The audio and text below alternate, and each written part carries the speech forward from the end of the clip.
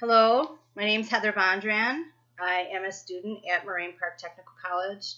I am going for the dual degree in IT networking and IT tech support. I have actually been doing a lot of research on different aspects of my field, security being one of them, IT security.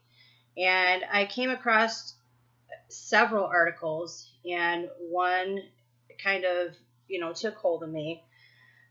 I did a lot of research on this, and I'm sorry if it seems like I'm reading it. I kind of am for this presentation.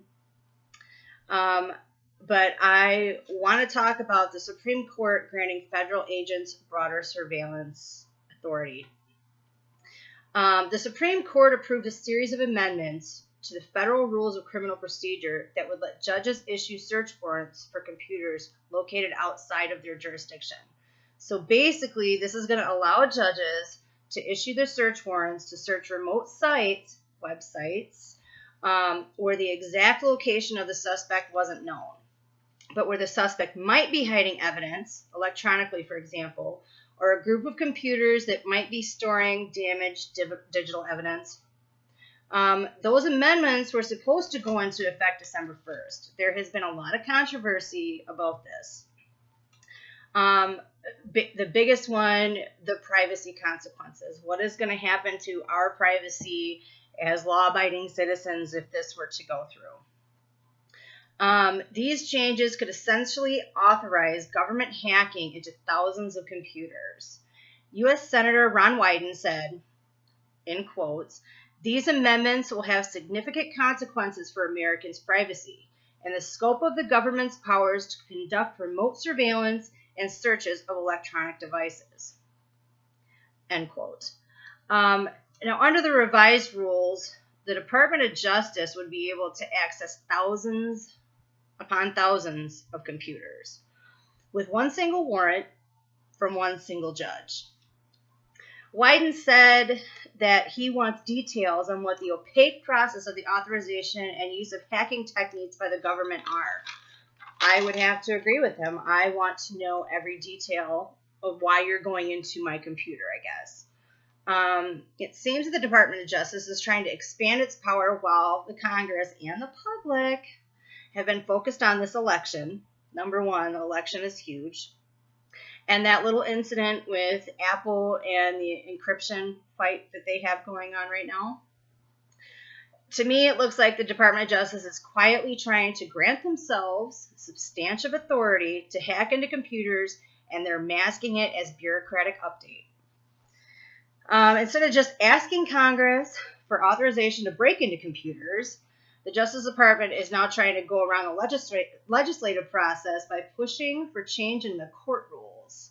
They pretend that its government hacking proposal is just procedural formality rather than the massive change to law that it really is. The Department of Justice is stating that criminals have already got access to technologies that allow them to operate in secret on the internet, which is true. And using remote searches is the only way for law enforcement to catch them. I get what they're trying to say, but I don't 100% agree with that.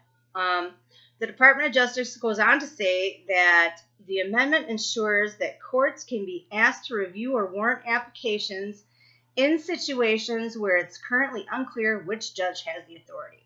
That just sounds like a lot of gobbledygook to me. One company in particular that everybody knows is Google. Google is definitely against this. Richard Salgado, who is their Director of Law Enforcement and Information Security, stated that the proposed changes could allow the U.S. to conduct searches against computers worldwide. To me, the changes are as unconstitutional in the same way that New York State's electronic eavesdropping law was struck down in 1967. Whatever the euphemism the FBI uses to describe it, whether they call it remote access search or network investigative technique, whatever they're talking about is government hacking. That's what it comes down to. And this change would authorize a whole lot more of it.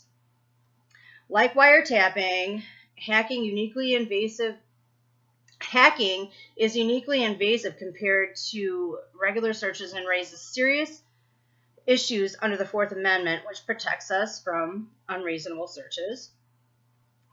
Government hacking raises new risks to privacy and security, including the possibility that the malware that the government uses would spread to innocent people's computers and would cause unintended disarray, I guess you could say. Damage. In conclusion to this rant of mine, if government hacking is to be allowed at all, it should only be done with the authorization of Congress, not the Supreme Court, with the strong protective rules in place and after deep investigation. We've never had any public debate about this important issue. Even though the feds have quietly been doing remote hacks on computers since the turn of the century, now is the time for that debate. Thank you for listening. Have a great day.